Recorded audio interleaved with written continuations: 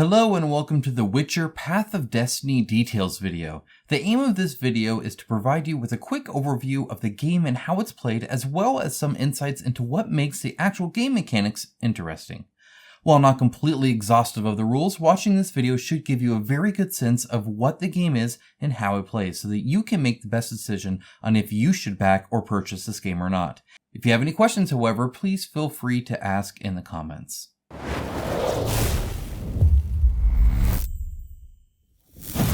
The Witcher Path of Destiny is a 1 to 5 player semi-cooperative tableau building card game that includes card drafting, developed by Go On Board. Previously, they created the well-regarded game The Witcher Old World. The game was set in a time before much of the books, video games, and TV show take place and focused more on combat than story. Path of Destiny, on the other hand, has you taking on the role of Geralt and his friends and is extremely focused on story.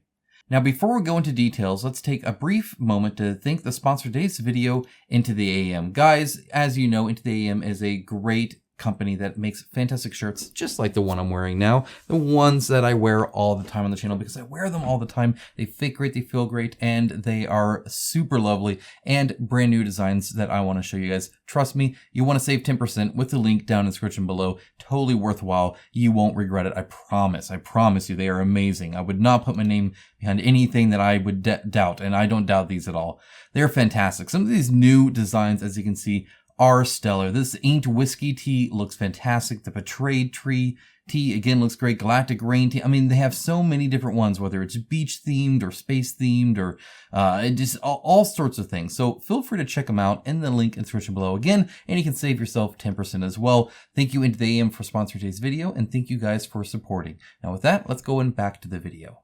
So let's break down my original description of this game, starting with semi-cooperative. In this game, everyone is a team working through the story, but each is trying to be the main character. At times, you might agree with the rest of your team on how to proceed through a story, called a tale in this game, but other times you might disagree. Regardless, your voice will be heard. The winner of the game is the person who affected the story or tale the most.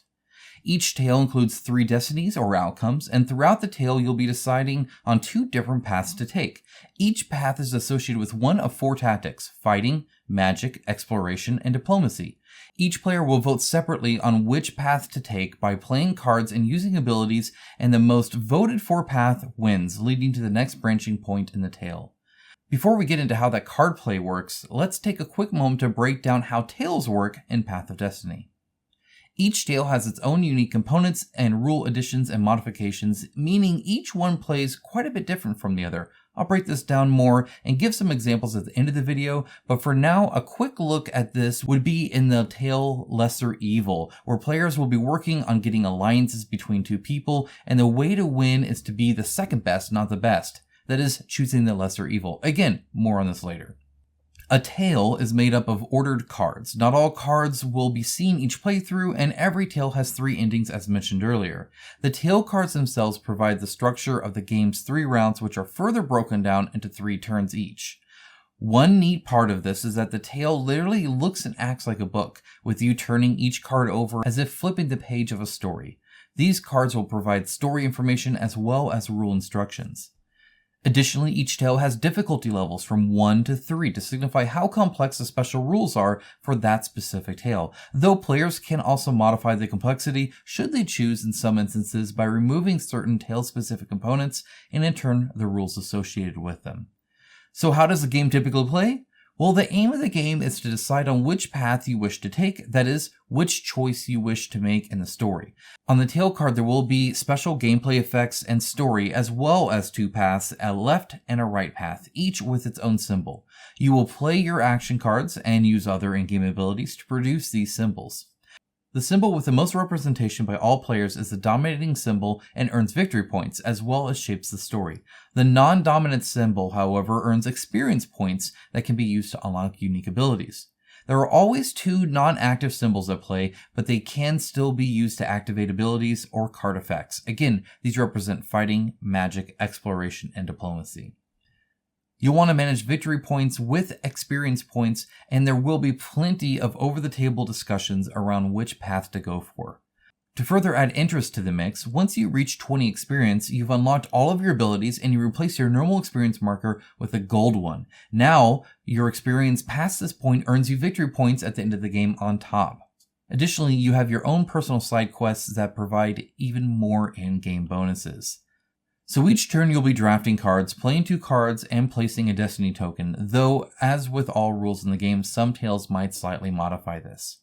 Everyone can draw 2 random cards from the deck, or place their pawn next to 2 face-up cards, taking those.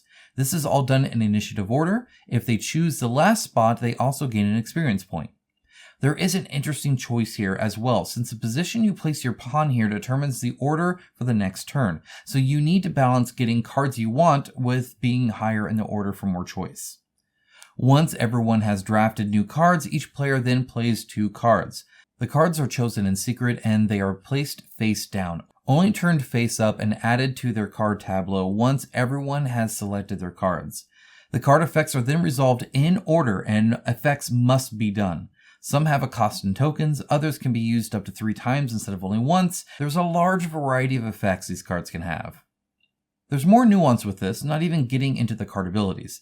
To determine the most chosen path for you, you simply state which one had more, not the raw amount. 1 versus 0 is just as significant as 7 versus 2 for the decision of which path to take. However, experience points and victory points are given for each of the relevant symbols you have. So while a small win is still a win, it can put you behind, and in fact, someone with more symbols but without the winning vote can still do very well. The person who had the most symbols of each path gets the token to use later, and the same person could technically get both. One other benefit of being highest in the initiative track is that in the rare instance of a tie, they get to straight up pick the winning path. After the token is given and points accumulated, each player picks a single card to keep in their tableau after the first round and 2 after the second round, and the rest are discarded. You get to see the upcoming symbols of the next part of the story to plan ahead. All of that and the setup was as easy as placing a few tokens on your player board and the main board and drawing your starting hand of action cards after picking a tail. Now before I leave you, here are some of the special rules for the starting 3 tails included in the game to give you an idea of how things might change. In Edge of the World you have extra effort cards. These show a sequence of colors, 1 for each path. If you play your cards in an order that makes the sequence 1 or more times, then you get a bonus towards that path. This means that while you might normally play cards a certain way, it might end up being a combo for the opposite path that you want, throwing a wrench in your plans. Alternatively, it could mean that you could double up on the bonus should your cards quite literally align. Striga has mission target cards. These cards provide bonus victory points should the dominating symbol match what is on the card. However, these are secret. To learn what the mission target card is, you have to meet the requirements. Something like having 3 cards in your tableau of a given color could be one. Once you reach the requirement, you can look at the card to know the secret. Others might guess what it is, however, if you overtly change your tactics. Lesser Evil looks to be a personal favorite of mine. In this one, the person with the most dominating symbols actually suffers a penalty instead of reward. Here, there will be alliance cards for Renfrey and Stegobor on the table and tokens alongside card drafting choices. The fun part here is trying to be second best. And that's actually it for the overview, guys. I hope you enjoyed that and that you found that helpful. Again, if you have any questions, feel free to leave them in the comments below and I'll be sure to take a look at them and answer as I can. I have the rule book already now read, hence why I was able to make this video. The copy of the game for review and unboxing is coming soon, so I'll be able to show the game off and then eventually actually tell you my thoughts on the game here coming up. So feel free to subscribe for that. The link to the campaign is actually in the description of this video, so feel free to check that out as well so that you can see when that game launches and what other tales they might be announcing as time goes on. I'm super excited to see what other ways it can change this game up and add new unique things in each new tale to keep things interesting. Anyway, that's it again for this video. A huge shout out to my sponsor today, and feel free to save 10% on some awesome shirts. Again, that's also linked down in the description below. Thank you to my patrons and YouTube members. It is through them that this channel is possible. I love being as community driven as I am. And if you'd like to support, those links are down there as well. Guys, have a great rest of your day. Take care. Bye, guys.